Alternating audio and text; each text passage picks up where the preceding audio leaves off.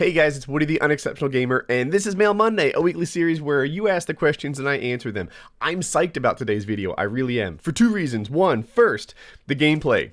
People have different ideas of what they think an awesome game is. This is mine. This is a tight, close game that, watch it, I think you'll like it. Some guys like seeing people destroy other guys and go 200-0. This is what I like in a gameplay. The other thing is this.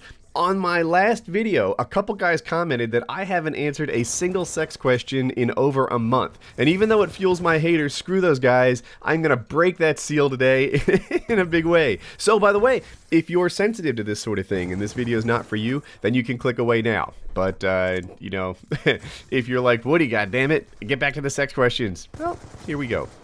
Alright, we'll start off slowly. Kissing expert versus not so much. Woody, first off, I just want to thank you for all the helpful, entertaining content that you put out. I look forward to watching your videos every day. Okay, with that said, I'm a 15-year-old sophomore boy, and I recently got my first girlfriend. She's 14, almost 15. I know, a little late, but I finally took your advice, manned up, and got myself the girl. The only problem is that she's had other boyfriends before me, and she's kissed before too. On the other hand, I've not, as this is my first girlfriend. We've gone on a few dates, and they've gone well, and we've held hands, but now it's time to make my move and kiss her. Everybody says that your first kiss will kind of suck, and I'm afraid that if I kiss her, it won't meet her expectations, given that she's already had that crappy first kiss. Any advice would be great. I know this isn't a really serious topic, but if you could help, I'd be much obliged. Love the vids, keep it up. Alright, so I talked about kissing one time like a year ago, but a lot of new subs since then, and maybe a lot of people just didn't see that video, so let's talk about it again. Couple things to keep in mind. The first thing is she's on your side, right? This is your girlfriend. This is somebody who likes you. I feel like you have this idea that she is Simon Cowell judging you on the X Factor, and that she's gonna be like, nah, I don't think so, bro. It was a little bit pitchy, or whatever, whatever he might say. That's not the deal. Actually, she's quite fond of you already, and she is inclined to give you a passing grade before even the first kiss. So keep that in mind. This is not a dreadful thing. This is a fun thing. People quite like kissing. That's why they do it. So it's probably going to be okay for you. You don't have that much reason to be nervous. This person is on your side. The second thing I wanted to point out, there's some of the things that you could do wrong. I've got two of them in my head and some ideas on how to help. First off, you know, you don't want to be, like, licking her whole face. That's a rookie mistake. You know, the tongue, if her lips get wet, then maybe that's one thing, but you definitely don't want her upper lip, like where a mustache would grow on a guy, or, you know, her chin, or her, you know, whatever. You know, just keep it cool, man. Your job is not to coat her in slobber. Unless she does. I'll get to that next. On the tongue depth thing, that was a question I had a lot. Like, people would often say, like, oh, this person's a bad kisser. He sticks his tongue all the way down her throat.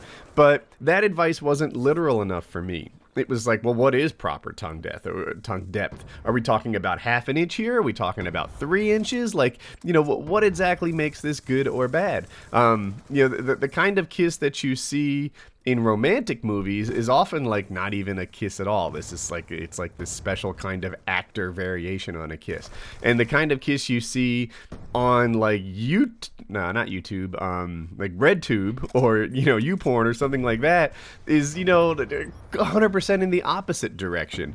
And it's like, well, where is the middle here? And here's my answer for this. My foolproof guide on how far to stick your tongue is to follow her lead, right? If she's probably kissing in the way that she likes being kissed. So, you know, if her tongue is a ½ inch down, then consider ½ inch to be about right for you. If her tongue is, you know, 1.5 inches deep, then maybe that's what she's into as well.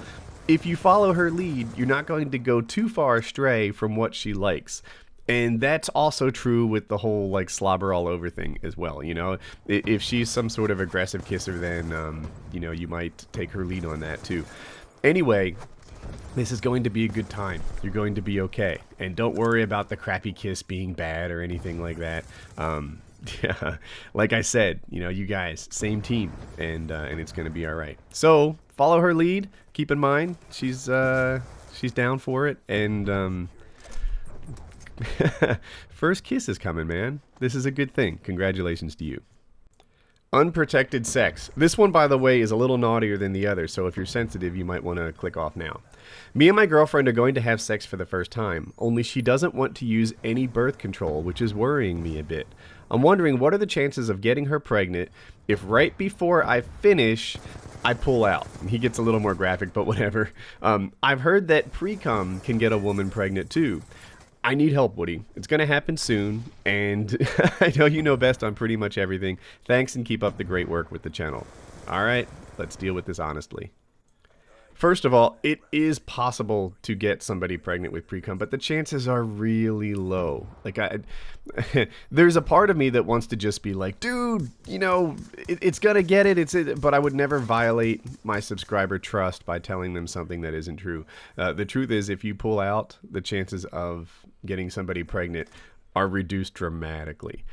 But there's a problem with it. The first problem is you are trusting yourself to make good decisions at a time when it's really hard to make good decisions, especially if you're, like you say, it's for your first time. I don't know if it's your first time overall or if it's just your first time with this girlfriend, but you know, it's kind of like saying that you're going to, you know, get drunk and then make some of the most important decisions of your entire life. It's like saying you're going to try drugs and then rely on yourself to read and sign business contracts. Like, you are not in a state of mind to be making valuable, you know, life creation decisions at that moment you're about to climax. That's what makes this such a terrible idea. If you're perhaps really religious and, you know, you're doing some sort of pull-out rhythm method type thing and you're an adult and you know what you're up to, then it might work out slightly better for you. But by and large, you know, the old joke is, you know, do you know what they call people who use either the pull-out or the rhythm method? Parents. And it's not that... the real reason is that they're not pulling out reliably, and that it is really difficult, especially for a young guy like you, to you know, to make that call at a time when you're not qualified to make that call, when you're not in your right mind. You know, your whole body will be aching and thirsting to just keep doing what you're doing, and you know, you're counting on your intellectual side to override that, which, you know, you're playing with fire. You're playing with fire. And then the other thing is the possibility of STDs. Now, maybe if you and your girlfriend are committed, and that like in this scenario, it's not a big deal. But as a regular practice, you know, because these letters aren't just for you, they're for all my subscribers. You're doing nothing to prevent yourself from getting sexually transmitted diseases. And, you know, some of them are just an annoyance, and some of them are life-changing and horrific and, you know, bad news. So use a condom, man. Just use a condom. I half wonder what her motives are. You know, she says she doesn't want to use birth control. Is this a trap? You know, I've never even known a girl who had any kind of plan of trapping a guy, but I've heard of it, and it's foreign to me that a girlfriend would say that they really want to have sex but they don't want to use any birth control. That analyze her motives. That's the deal. Analyze her motives. I don't understand what would cause someone to say that or do that or go about it that way. So there you have it. There's the truth. If you pull out really reliably, then she probably won't get pregnant, but it's still a terrible idea because you probably won't pull out reliably. This one's redacted a bit to keep him anonymous.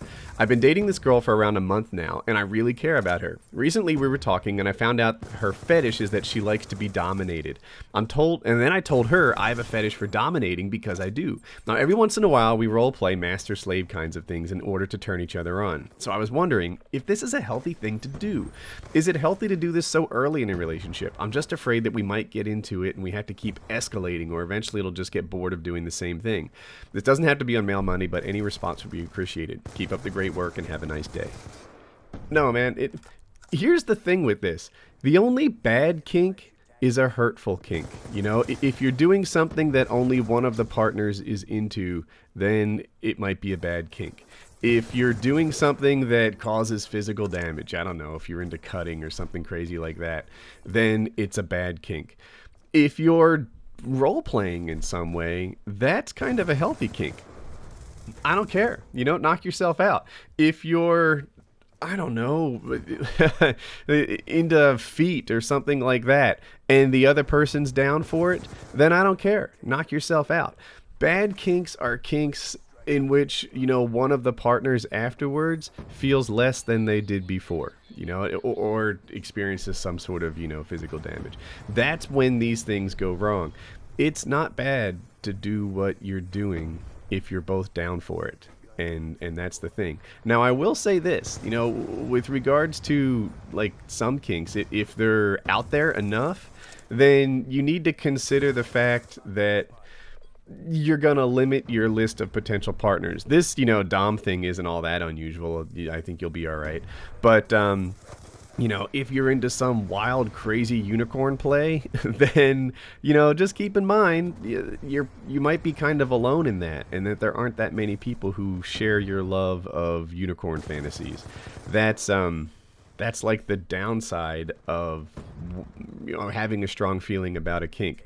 It's that it can limit who your potential partners are. So there it is. I told you it was a pretty good gameplay. I hope you like this Mail Monday, and we broke our streak of a month long where we didn't talk about a single sex issue in grand style. So check out these videos.